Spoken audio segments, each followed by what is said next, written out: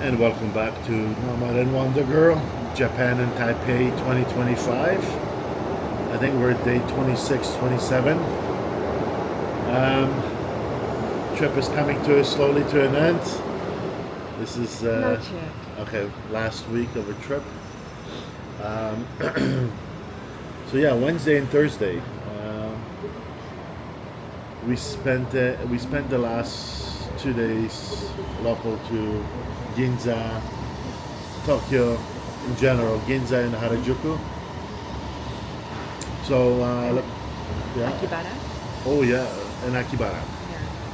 Yeah, of course, yeah. Could have missed Akibara.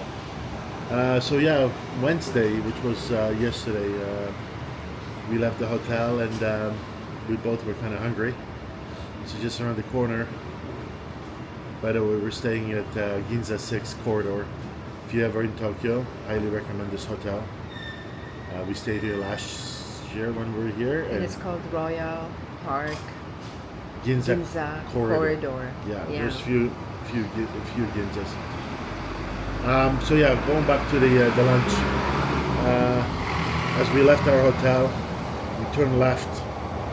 No plans, no nothing. As we're walking, I turned around over to Wandergirl. I said, "Could use some lunch." And then as I look over, there's a tonkatsu place that you have to go down stairs to get to. I'm like, "Let's go here." So we walked in, and apparently there was a lineup. The place was opening up at 11:30. It was quarter after 11. And there was already one guy in the lineup, so we stood behind him. Within 5 minutes, there were 20 or 30 people behind us, waiting for the place to open up. So we hit a gem. What's the name of the place? Do you remember the name? No, but it had a signature beer. Yeah. I remember it had a signature beer in a name, and very good, very amazing atmosphere. So this is my dish, my first dish of the day. Very hot. The waitress said it's very hot, and it's probably miso soup. Smells so good. Yeah. And here it's a dish made out of rice and meat and an egg. It's all a surprise. I don't know the name, but it looks delicious.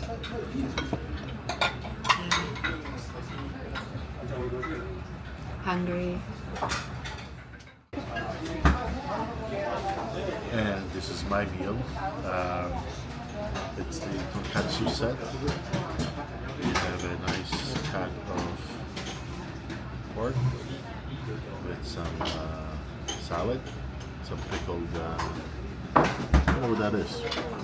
Carrots? Flanked by miso soup, most likely. Yes, it is. There you go. And some steamed rice. Oh yeah. What goes with it? So we have some tonkatsu and tonkatsu sauce. It's used on the rice or the cutlet itself, and one of the most important things, you guessed it, it's mustard. So, without further ado, bon appetit. Yeah, so after lunch, what did we do after lunch yesterday? I wanted to do vintage window shopping and go into a remote area outside Ginza. It took me about an hour into this unassuming row of streets and a lot of vintage secondhand shopping. Really cool. Like it had a lot of brands like Vivienne Westwood and Prada and Louis Vuitton. But I wouldn't know any better. I wouldn't know if it was fake or not. It like a worn down Vivienne Westwood T-shirt was $200. I think, yeah, when it comes to Japan, I think you won't find many fake items here. Yeah, maybe not. It's cool, but you have I to think know it's what mainly to. authentic. You have to know what to look Yes. for, and I wouldn't know. And that's. I'm okay to do a lot of things solo, but in this situation, like I wish Orianka was with me. We would have so much fun. Yeah, because she would know.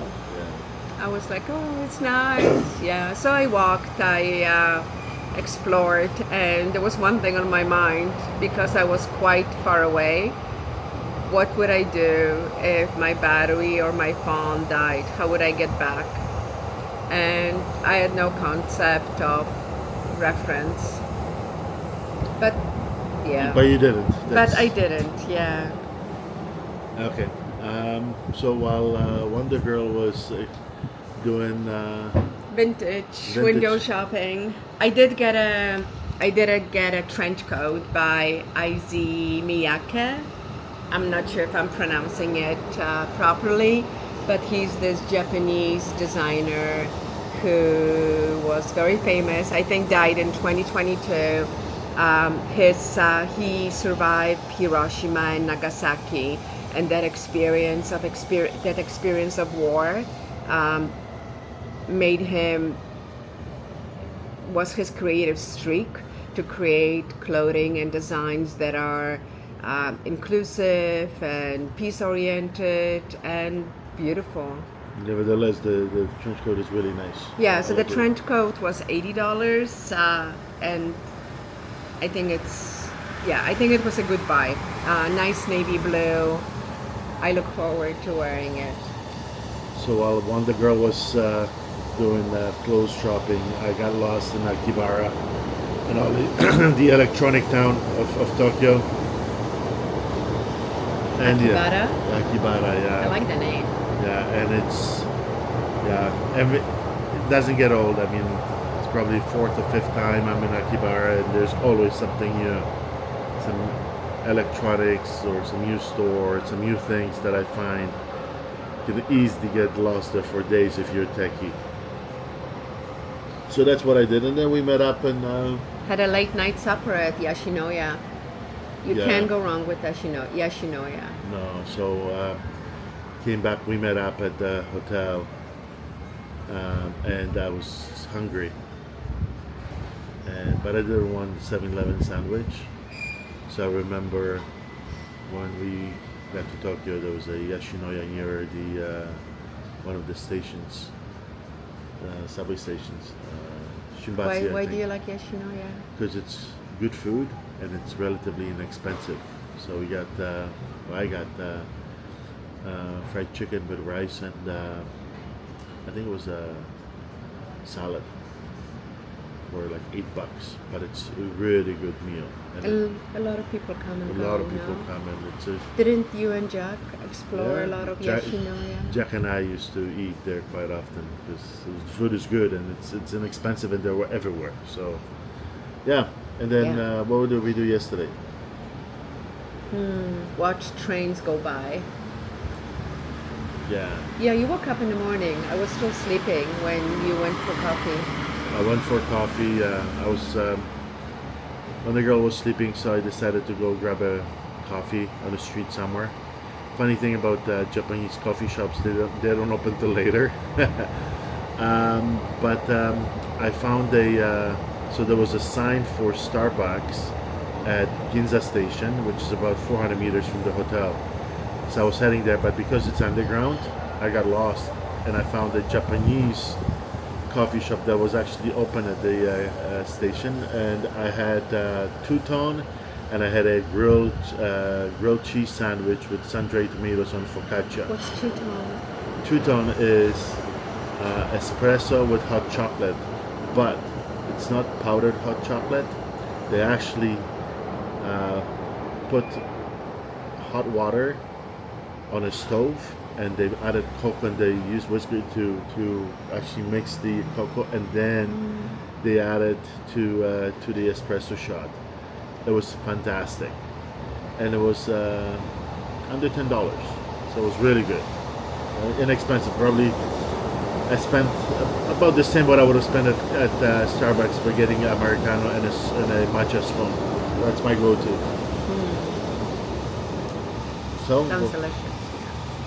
and then after that, We went back to the bakery. We went back to Jean Francois, at Um, Ginza 6, yeah.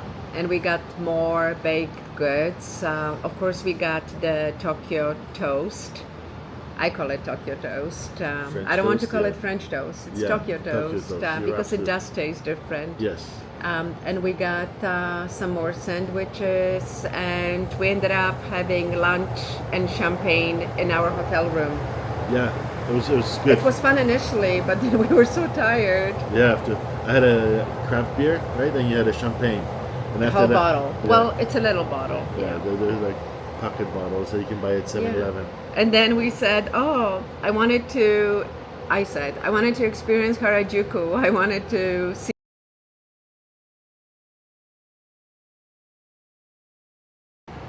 And it was just loud and noisy and colorful. But after 30 minutes, I was done. Yeah, yeah. There's a Adidas flagship store in Tokyo in Harajuku. So I was in a search for hiking shoes that I saw in Taipei.